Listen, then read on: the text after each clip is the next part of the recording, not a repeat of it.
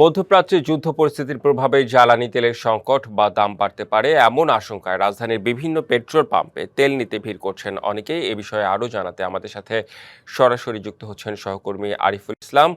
Arif, petrol পাম্পে তেল নিতে ভিড় কেমন দেখছেন? কিসের সংখ্যায় ক্রেতারা ভিড় করছেন? ক্রেতারা আসলে কি বলছেন জানতে চাই আপনার কাছে। অবশ্যই রেদওয়ান, আপনি যে বিষয়টা বলছিলেন যে কোন আশঙ্কা থেকে তারা কিন্তু বলছেন, অনেকের সাথে সকাল থেকে কথা বলেছি, পূর্বের সংবাদও জানানোর চেষ্টা করেছিলাম তাদের মুখ থেকে। তারা বলছিলেন যে আসলে তেলের সংকট এবং কি দাম বাড়ার বৃদ্ধির এই সংখ্যাটা থেকেই তারা কিন্তু বাড়তি তেল নিয়ে যাচ্ছেন, ট্যাঙ্কি ফুল ট্যাঙ্কি করে নিয়ে যাচ্ছেন। পাশাপাশি অনেকে আবার অভিযোগ আকারে বলছেন যে অনেকে মজুত করে রাখছেন, সেই বিষয়টাও কিন্তু তারা জানছেন। এবং কি কিছু কিছু বাইকাররা তারা যারা তেল নিতে আসছেন, অনেকেই তারা বলছেন যে বিভিন্ন জায়গাতে তেলের পাম্প এখনই বন্ধ করে রাখা হয়েছে, সেটা আসলে নিজেদের দোষের কারণেই, সেই দায় স্বীকারটাও কিন্তু নিজেরাই করছেন। এমনও সাধারণ যারা মানুষ রয়েছে বা তেল নিতে এসেছেন গ্রাহকরা, তারা কিন্তু বলছেন। আর এই ক্ষেত্রে সরকারের পক্ষ থেকে কিন্তু এই ধরনের কোনো নির্দেশনা এখনও অবধি দেওয়া হয়নি যে তেলের সংকট হবে, তেলের মজুত করা বা এই বিষয় বা তেলের দাম বৃদ্ধি হতে পারে বা সেই ধরনের। তবে অনেকেই বলছেন যে ফেসবুক বা সামাজিক যোগাযোগ মাধ্যমে যে গুজব ছড়ানো হচ্ছে, সেই গুজবের কারণেই মূলত আমরা দেখছি যে এই দীর্ঘ সারি এবং কি উপচে পড়া ভিড়। সেটা শুধুমাত্র যে আজকে সকাল থেকে তা কিন্তু নয়, সেটা গতকাল রাত থেকে রাত অবধি, মধ্যরাত মানে সেহরির পরপর অনেকে এসেছেন, অনেকে 2 ঘন্টা ধরে দীর্ঘ সময় অপেক্ষা করছেন এই তেলের জন্য। একটু জানতে চাই আপনার কাছে, আপনারা কোত্থেকে জেনেছেন যে তেলের দাম বাড়তে পারে বা তেল সংকট হতে পারে, যার কারণে এখানে? না, আমরা সব সময় এখান থেকে তেল ভরি, তো আর অনেক পাম্প নাকি শুনি মানুষের কাছে বন্ধ হয়ে গিয়েছে, সেই জন্য আমরা আসছি। আইসা তো ঘন্টা বাদে লাইনে দাঁড়ায় আসছি। কোথা থেকে কি শুনেছেন তেল সংকট হতে পারে? এই এর থেকে এই বাইকারদের কাছ থেকে শুনেছি যে তেলের সংকট হবে, এই জন্যে আর তেল পাওয়া যাচ্ছে না, অনেক পাম্প বন্ধ হয়ে গেছে, এই জন্য আসা। শুনছি না, আসলে অনেকের মুখ থেকেই জানা বা শোনা যে আসলে তেল সংকট হতে পারে, তেলের দাম বৃদ্ধি হতে পারে। কোত্থেকে শুনেছেন, কার কাছ থেকে শুনেছেন? এটা আসলে আমরা নেটের থেকেই দেখা, বিভিন্ন মন্ত্রণালয়, বিভিন্ন নিউজের চ্যানেল থেকে বিভিন্নভাবে। আমি আসতে চাইছিলাম না, কালকে হঠাৎ করে আমার এক ফ্রেন্ড ফোন দিল যে যদি গাড়ি চালাস তাহলে অফিসে যাতায়াতের জন্য তেল কিছু ট্যাঙ্কিটা বোঝাই করে রাখ। সেই হিসাবে আমার বাসা উত্তরাতে, আমি উত্তরাত থেকে ওইদিকে দেখলাম, ওদিকে সাধারণত নেই না আমার অফিস বনানীতে, ওখান থেকে এখানে কাছে হয়। আর ওইদিকে আজকে দেখলাম প্রচুর জ্যাম, অনেক। আজকে এখানে আসছি প্রায় 1.5-2 ঘন্টা মতো, আরও ঘন্টা 2-3 লাগবে। এই হিসাবে এই আপনাদের নিউজ বা বিভিন্ন পেজ থেকে দেখা, এই হিসাবে আসা। আর অসংখ্য ধন্যবাদ। শুনছিলেন রেদওয়ান যে তারা বলছেন, আবার অনেকেই বলছেন তেল গ্রাহক বা যারা কিনতে এসেছেন তারা কিন্তু বলছেন যে মূলত এই সংকট বা মালিক পক্ষরা কিছু কিছু পাম্প বন্ধ রাখছে, কারণ একটাই, তারা হচ্ছে দেখছেন যে বিভিন্ন পাম্পে তেল কিনতে আসা গ্রাহকদের সংখ্যা, উপচে পড়া ভিড়, সেই ভিড় দেখেই বলা যায় যে ব্যবসায়ীরাও কিন্তু কৃত্রিম সংকট করছে, এমন অভিযোগ বা এমনটাও কিন্তু বলছেন এই তেল কিনতে আসা গ্রাহকরা। তো এই ছিল আসলে এখান থেকে রেদওয়ান, সবশেষ। রেদওয়ান। জি আরিফ, ধন্যবাদ আপনাকে। জহুরুল, ঢাকার অবস্থা আমরা দেখেছি, চাঁপাইনবাবগঞ্জের কি অবস্থা একটু দেখতে চাই, আপনার কাছ থেকে জানতেও চাই। রেদওয়ান, আপনার মাধ্যমে দর্শককে জানাতে চাই যে সারা দেশের মতো চাঁপাইনবাবগঞ্জে কিন্তু তেলের যে সংকটটা সেটা কিন্তু দেখা দিয়েছে, এবং তেলের সংকটের কারণেই কিন্তু তারা, যারা মোটরসাইকেল যাত্রী আছেন, যারা ড্রাইভার আছেন, তারা কিন্তু তেল ভর্তি করে নিয়ে যাচ্ছেন এই পাম্পগুলো থেকে। এই চাঁপাইনবাবগঞ্জে যে পাম্পটিতে আমি দাঁড়িয়েছি, সেই পাম্পটি কিন্তু শহরের একদম প্রাণকেন্দ্রে। আমরা একটু আপনাকে দেখানোর চেষ্টা করব যে সবাই কিন্তু লাইনে দাঁড়িয়ে তারা কিন্তু তেল নিচ্ছেন, এবং এই তেল নেওয়ার পিছনে তাদের একটি কারণ দেখেছেন যে এই তেল যদি সংকট হয়ে যায় তাহলে কিন্তু তেল পাবেন না। এই তেল না পাওয়ার কারণে তারা যারা মোটরসাইকেল ড্রাইভার আছেন তারা কিন্তু এই কোথাও যেতে পারবে না, গন্তব্যে যেতে পারবে। আমরা একটু কথা বলার চেষ্টা করবো যে তেল যে আপনি নিচ্ছেন, কেন তেলটা নিচ্ছেন একটু বলবেন? না, এটা প্রয়োজনের তাগিদেই নিচ্ছি আর কি, নিয়মিত যেটা নিয়ে, কিন্তু ওভার নেওয়ার জন্য না, যে ট্যাঙ্কি ফুল করে রাখবো বা শর্ট পড়ছে ওই জন্য না। একটু আমরা দেখছি এই সংকটটা হওয়াতে আপনাদের কি অসুবিধা হয়েছে? অসুবিধা বলতে একটা মনস্তাত্ত্বিক একটা ব্যাপার, যে হ্যাঁ সামনে শর্ট পড়ে যাবে, তেল থাকবে না, এই জন্য একটা প্রত্যেকটা পেট্রোল পাম্পে আপনার হচ্ছে অতিরিক্ত জ্যাম। জি, শুনছিলেন রেদওয়ান যে একজন সাধারণ যে মোটরসাইকেল ড্রাইভার, তিনি বলছেন। আমরা একটু সাধারণ ড্রাইভারের সাথে সাথে কিন্তু আমরা পাম্প মালিকরা বলছেন যে তারা অধিকাংশ ড্রাইভাররা কিন্তু তা 2 বা 3 বার কিন্তু তেল নিচ্ছে। আমরা একটু আপনার সাথে কথা বলার চেষ্টা করছি। তারপরে আপনারা তো তেল দিচ্ছেন, মূলত কিভাবে তেলগুলো দিচ্ছেন একটু বলবেন? আমরা তো সিরিয়াল ভাবে তেল দিচ্ছি, তারপরেও কেউ সিরিয়াল ওভারটেক করে এসে তেল নিচ্ছে। এটার কারণ কি বলে মনে হয় আপনার? এটার কারণে সংকট সৃষ্টি করছে। যে তেল নাই, বাংলাদেশে তেল নাই, তেলের অভাব, তেল পাচ্ছি না, আমার যে প্রয়োজন ততক্ষণই পাচ্ছি না। আপনি শুনছিলেন যে পাম্পের মালিকরা বলছিলেন যে এখানে একই ব্যক্তি কিন্তু একাধিকবার তেল নিচ্ছেন বলে অভিযোগ করছেন। এই যে দীর্ঘ লাইনে দাঁড়িয়ে কিন্তু সাধারণ যারা মোটরসাইকেল যাত্রী আছে তারা কিন্তু তেল নিচ্ছেন। এই ছিল চাঁপাইনবাবগঞ্জের সর্বশেষ তথ্য। রেদওয়ান। জি, ধন্যবাদ আপনাকে। রাজধানীর ওসমানী স্মৃতি মিলনায়তনে জাতীয় পাট দিবসের অনুষ্ঠানে বক্তব্য রাখছেন রাষ্ট্রপতি মোহাম্মদ শাহাবুদ্দিন। সরাসরি চলে যাচ্ছি সেখানে। শিল্পের আধুনিকীকরণ, ডিজিটাল মার্কেটিং, দেশে বিদেশে বাজার সৃষ্টি ও সম্প্রসারণ, পাট চাষী, শ্রমিক, উৎপাদক, শিল্পোদ্যোক্তা, রপ্তানিকারক ও নীতি নির্ধারকগণ সহ সংশ্লিষ্ট সকল সরকারি বেসরকারি অংশীজনকে যথাযথ ভূমিকা রাখার জন্য আমি উদাত্ত আহ্বান জানাচ্ছি। আসুন আমরা সবাই মিলে পাট খাতের সার্বিক উন্নয়ন ও সমৃদ্ধিতে আরো ঐক্যবদ্ধভাবে কাজ করি। প্রিয় সুধীবৃন্দ, হাজারো মানুষের প্রাণের বিনিময়ে গণতন্ত্রের ধারায় ফিরেছে বাংলাদেশ। সকল শহীদের আকাঙ্ক্ষায় বাংলাদেশ প্রতিষ্ঠিত করতে হলে আমাদেরকে জ্ঞানে, বিজ্ঞান, প্রযুক্তিতে আরো সমৃদ্ধ হতে হবে। অর্থনৈতিক স্বাবলম্বিতা অর্জন করতে হবে। গড়ে তুলতে হবে একটি স্বনির্ভর বাংলাদেশ। জাতীয় পাট দিবস 2026 উপলক্ষে বিভিন্ন ক্ষেত্রে পুরস্কার ও সম্মাননা প্রাপ্ত ব্যক্তি ও প্রতিষ্ঠান, বস্ত্র ও পাট মন্ত্রণালয় এবং সংশ্লিষ্ট সকলকে জানাই আন্তরিক অভিবাদন। এই সাথে বাংলাদেশ শিল্পকলা একাডেমি চত্বরে আয়োজিত 9 দিন ব্যাপী পাট ও বহুমুখী পাট পণ্যের মেলার শুভ উদ্বোধন ঘোষণা করছি।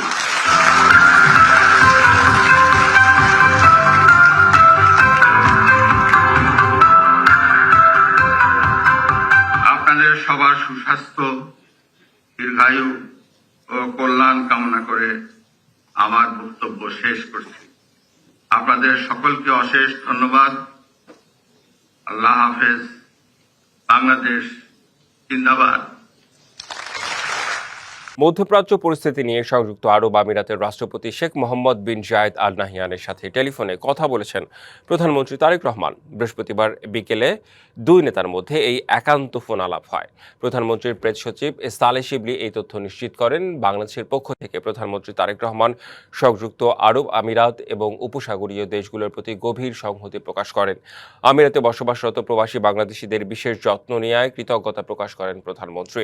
বিদ্যমান সমস্যাগুলো নিরসন এবং শান্তিপূর্ণ সমাধানের পথ খুঁজতে সংলাপ এবং কূটনৈতিক পন্থার গুরুত্বের কথা পুনর্ব্যক্ত করেন দুই নেতা। রাজধানীতে প্রায় 3 মাস ধরে ঊর্ধ্বমুখী পোলাও চালের বাজার। এ সপ্তাহেও খোলা পোলাও চাল কেজিতে 6 টাকা বেড়েছে। খুচরা বাজারে বিক্রি হচ্ছে 140 টাকা কেজি। প্যাকেটজাত পোলাও চাল বিক্রি হচ্ছে 160 থেকে 170 টাকা কেজি। ঈদ সামনে রেখে ঊর্ধ্বমুখী মশলার দামও। আলু বুখারা 800 টাকা থেকে 200 টাকা বেড়ে 1000 টাকা কেজি। কিসমিস 800 টাকা থেকে বেড়ে 900 টাকা কেজি। পেস্তা বাদাম 2700 টাকা থেকে বেড়ে 3300 টাকা কেজি বিক্রি হচ্ছে। কেজিতে 20 থেকে 30 টাকা বেড়েছে ব্রয়লার এবং সোনালী মুরগির দাম। ব্রয়লার 200 থেকে 210 টাকা এবং সোনালী মুরগি 310 থেকে 320 টাকা কেজি বিক্রি হচ্ছে। সরবরাহ কম, তাই দাম বেশি বলে দাবি বিক্রেতাদের। ঈদ সামনে রেখে বাজার সিন্ডিকেট কঠোরভাবে নিয়ন্ত্রণ করার দাবি ক্রেতাদের। পোলাও চালের দামটা বাড়তে ভাই। আমি এর আগে কিনছিলাম 30 টাকা, 130 টাকা পাইকারি। আজকে কালকে কিনলাম বললো 4 তারিখের বাজার 136 টাকা। ফলন কম হয়েছে, আবার দ্বিতীয় কথা এটা বাইরে সাপ্লাই যায়, ওই হিসাবে মনে করেন বাজারটা একটু বাইরে গেছে। জিনিসের দাম বাড়লে তো কষ্ট হবেই, এটা সাধারণ মানুষ বলে না, এটা যে কোনো পর্যায়ের লোকের কষ্ট হবেই। রাজধানীর গুলশানে বিএনপির কার্যালয়ে দলের নতুন সংসদ সদস্যদের প্রশিক্ষণ কর্মশালা শুরু হয়েছে। এ বিষয়ে আরো জানাতে সেখান থেকে যুক্ত হচ্ছেন সহকর্মী আনোয়ার হোসেন। আনোয়ার হোসেন, প্রশিক্ষণ কর্মশালার বিষয়ে আসলে জানতে চাই, সেখানে কি ধরনের প্রশিক্ষণের ব্যবস্থা করা হয়েছে? আমি নিজেও আগ্রহী জানতে, দর্শকরাও নিশ্চয়ই আগ্রহ জানতে, জানাবেন আমাদের। রেদওয়ান, নিশ্চয়ই আপনি জানেন যে এই 12 মার্চ অর্থাৎ ত্রয়োদশ সংসদের যে প্রথম অধিবেশন, সেই অধিবেশনের কিন্তু আহ্বান করা হয়েছে। সেই অধিবেশনের জন্য কিন্তু এখন একটু প্রস্তুতি, বিশেষ করে বিএনপি যে চেয়ারম্যানের যে কার্যালয় গুলশানে, সেখানেই মূলত বিএনপির যে এই যে নবনির্বাচিত এমপি যারা আছেন, বিশেষ করে এর মধ্যে তো মন্ত্রী প্রতিমন্ত্রী হয়েছেন, অর্থাৎ সবকিছুই কিন্তু সরকারের যে যাত্রা সেটি শুরু হয়েছে। মূলত আসলে এই ত্রয়োদশ সংসদের যে প্রথম অধিবেশন, এই অধিবেশনে এই সংসদ সদস্য থেকে শুরু করে মন্ত্রী প্রতিমন্ত্রী যারা আছেন তাদের আসলে প্রশিক্ষণ কর্মশালা। যদি আপনাকে একটু ছোট করেই যদি একটু বলি, সেই জায়গা থেকে বলতে হবে যে আসলে সংসদে কিছু সংসদীয় কার্যক্রম থাকে, সেখানে কিছু রেওয়াজ থাকে, সেই বিষয়গুলোই মূলত আসলে এখানে এই প্রশিক্ষণে মূলত আলোচ্য বিষয়। যদি আমি আপনাকে বলি, আর একটু বলতে চাই যে সকাল 10:30টার কিছুটা আগে এই বিএনপি চেয়ারম্যানের যে কার্যালয় গুলশানে রয়েছে, অর্থাৎ বিএনপি চেয়ারম্যান ও প্রধানমন্ত্রী তারেক রহমান, তিনি এসে উপস্থিত হয়েছেন। আর এই প্রশিক্ষণ কর্মশালার যে উদ্বোধন তিনি করেছেন, আর এখন প্রশিক্ষণ কর্মশালাটি কিন্তু চলছে। একটু বলি, সেটি হচ্ছে যে এখন যে প্রথম সেশন, অর্থাৎ দুটি সেশন আজকে এবং আগামীকালও এই প্রশিক্ষণ কর্মশালা রয়েছে 2 দিন ব্যাপী। সেই জায়গা থেকে প্রথম সেশনে মন্ত্রী প্রতিমন্ত্রী সহ যে প্রধানমন্ত্রী যে উপদেষ্টা যারা আছেন, তারা কিন্তু এখন এই প্রশিক্ষণ কর্মশালায় উপস্থিত আছেন। সেখানে কিন্তু মূলত আলোচনাগুলো হচ্ছে এবং এটি 12:30 পর্যন্ত চলবে। তারপরে যে দ্বিতীয় সেশনটি আজকে রয়েছে, সেটি হচ্ছে বেলা 2:30 থেকে শুরু হবে, 4:30 পর্যন্ত চলবে বিকেল। তো সেখানে মূলত আমাদের কাছে তথ্য আছে যে সংসদ সদস্য যারা আছেন, সেই দ্বিতীয় সেশনে তারা প্রশিক্ষণ কর্মশালায় তারা অংশ নেবেন। একটু বলে রাখি, সেটি হচ্ছে যে বিশেষ করে ঢাকা, রাজশাহী, ফরিদপুর, রংপুর এই অঞ্চলের যে মন্ত্রী যারা সংসদ সদস্য নির্বাচিত হয়েছেন এবং এর মধ্যে যারা মন্ত্রী প্রতিমন্ত্রী আছেন, তারা অর্থাৎ মন্ত্রী প্রতিমন্ত্রী সহ সংসদ সদস্য যারা আছেন, তারা কিন্তু এরই মধ্যে এখানে এসেছেন, অর্থাৎ এমপিরাও কিন্তু উপস্থিত আছেন। সব মিলিয়ে বলতে গেলে এখন আসলে যে মূল বিষয়টি সেটি হচ্ছে যে সংসদীয় কার্যক্রম, সেই সঙ্গে মন্ত্রী প্রতিমন্ত্রীদেরও কিন্তু সংসদীয় রেওয়াজ থাকে। এই বিষয়গুলি মূলত অবগত করা এবং এখানে প্রশিক্ষক হিসেবে যারা আছেন, তারা সাবেক আমলা এবং সাবেক যারা যদি বলি যে অভিজ্ঞ যারা আছেন, সাবেক সংসদ সদস্য পার্লামেন্টিয়ান যারা আছেন, তারাই কিন্তু মূলত আসলে এই সেশনে প্রশিক্ষক হিসেবে আছেন। নিশ্চয়ই এই কর্মশালা যখন শেষ হবে, অন্তত প্রথম সেশন যখন বের হবেন মন্ত্রী প্রতিমন্ত্রী সহ সংসদ সদস্যরা, নিশ্চয়ই তাদের কাছ থেকে আমরা আরো বিস্তারিত জানতে পারবো। রেদওয়ান, জি, আমরা সেসব তথ্য দর্শকদের আসলে জানাতে চাই। ধন্যবাদ আপনাকে আনোয়ার হোসেন। শুক্রবার ছুটির দিনে অমর একুশে বইমেলার খবর জানাতে সোহরাওয়ার্দী উদ্যানের শিশু চত্বর থেকে যুক্ত হচ্ছেন সহকর্মী রিফাত তাসনুভা। তাসনুভা, গেল সপ্তাহে আমরা শিশুদের উপস্থিতি তেমন একটা লক্ষ্য করিনি, এই সপ্তাহে আসলে কি অবস্থা দেখছেন জানতে চাই আপনার কাছে। রেদওয়ান, আসলে যেহেতু এখন রমজান মাস, তাই এখন দেখা যায় যে শুক্রবার এবং শনিবার 11টা থেকে 1টা পর্যন্ত এই সময়টাকে শিশু প্রহর বলে ঘোষণা করা হয়েছে অমর একুশে বইমেলায়। তো দেখা গেছে 11টার সময় যখন এই মূল দরজা বা মূল দ্বারটি খুলে দেওয়া হয় সোহরাওয়ার্দী উদ্যানে, তখন পাখির কিচিরমিচির শব্দের মতো ছোট ছোট কোমলমতি শিশুরা দৌড়ে ছুটে আসেন এবং এসে বইমেলায় ঢুকেই তারা চলে আসেন সোহরাওয়ার্দী উদ্যানের এই শিশু চত্বরে। আপনি ঠিক এই মুহূর্তে দেখতে পাচ্ছেন যে প্রতি বছর যে আয়োজনটি করা হয়, অর্থাৎ সিসিমপুরের যে আয়োজনটি থাকে, এবারে সিসিমপুরে সেই আয়োজনটি নেই, কারণ কিছুটা দেরিতে শুরু করা হয়েছে এবারের অমর একুশে বইমেলা। কিন্তু কাকতাড়ুয়া পাপেট থিয়েটার তাদের সেই দুঃখটা, ছোট ছোট কোমলমতি শিশুদের সেই দুঃখটাকে কিন্তু অনেকটুকু ঘুচিয়ে দিয়েছে তাদের এই আয়োজন।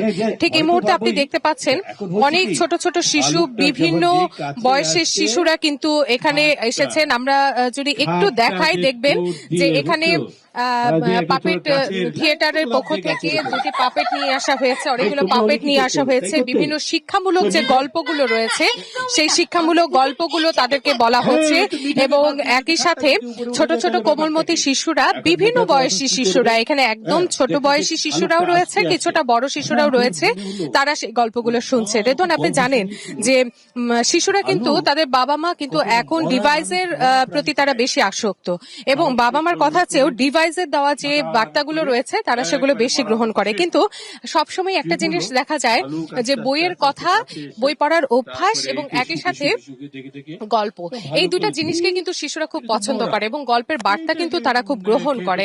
তাই এই পাপেট শোর মাধ্যমে তাদেরকে বিভিন্ন বার্তা দেওয়া হচ্ছে, বিশেষ করে গাছ লাগানো, বই পড়ার অভ্যাস করে তোলা, বাবা মার কথা শোনা, সৎ পথে পরিচালিত হওয়া। তো এখানে এই উদ্দেশ্য নিয়ে এবারের এই পাপেট শো, শিশুরা সাথে অভিভাবকরাও তারা কিন্তু খুব উপভোগ করছেন এই অনুষ্ঠানটি। তো এই ছিল আমার কাছে সবশেষ খবর। রেদওয়ান। শিশুদের সাথে তাহলে ভালোই সময় কাটছে আপনার। ধন্যবাদ আপনাকে রিফাত তাসনুভা। রাজধানীর উত্তরার কামারপাড়ায় একটি বাসায় গ্যাসের পাইপলাইনের লিকেজ থেকে বিস্ফোরণে নারী ও শিশুসহ 9 জন দগ্ধ হয়েছেন। শুক্রবার ভোরে উত্তরা 10 নম্বর সেক্টরের কবরস্থান রোডে মেম্বার বাড়ির পাশে আবুল কালামের ভবনের 2য় তলায় এই ঘটনা ঘটে। দগ্ধদের উদ্ধার করে নেওয়া হয় জাতীয় বার্ন ও প্লাস্টিক সার্জারি ইনস্টিটিউটে। যাদের শরীর দগ্ধের পরিমাণ বেশি তাদেরকে আইসিইউতে পাঠানো হয়েছে, অন্যদের পর্যবেক্ষণে রাখা হয়েছে। ইরানের পরবর্তী সর্বোচ্চ নেতা নির্বাচনের প্রক্রিয়ায় অবশ্যই যুক্তরাষ্ট্রকে যুক্ত থাকতে হবে বলে মন্তব্য করেছেন মার্কিন প্রেসিডেন্ট ডোনাল্ড ট্রাম্প। ইরানের শাসন ব্যবস্থার মধ্যে যুক্তরাষ্ট্রের প্রতি বন্ধুত্বপূর্ণ একটি নতুন নেতৃত্বের জন্ম দেওয়ার লক্ষ্য ট্রাম্পের। তিনি জানান, আয়াতুল্লাহ আলী খামেনির ছেলে মোজতবা খামেনিকে তার বাবার উত্তরসূরি হিসেবে দেখতে চায় না যুক্তরাষ্ট্র। এদিকে মধ্যপ্রাচ্যে চলমান যুদ্ধের সময়সীমা নিয়ন্ত্রণ করবে যুক্তরাষ্ট্র, এমন মন্তব্য করেছেন মার্কিন প্রতিরক্ষা মন্ত্রী পিট হেগসেথ। তিনি বলেন, ইরানের বিরুদ্ধে সামরিক অভিযান চালিয়ে যাওয়ার মতো পর্যাপ্ত সক্ষমতা ও দৃঢ় সংকল্প রয়েছে যুক্তরাষ্ট্রের। যুক্তরাষ্ট্রে বর্তমানে আকাশে পূর্ণ আধিপত্য প্রতিষ্ঠা করছে এবং যতদিন প্রয়োজন ততদিন এই অভিযান চালিয়ে যেতে চায় দেশটি। সংবাদ এই ছিল এখনকার মতো। ডিবিসি নিউজের সংবাদগুলো পড়তে ভিজিট করুন dbcnews.tv আর ভিজিট করুন ডিবিসি নিউজের ফেসবুক পেজ এবং ইউটিউব চ্যানেল। সঙ্গেই থাকুন।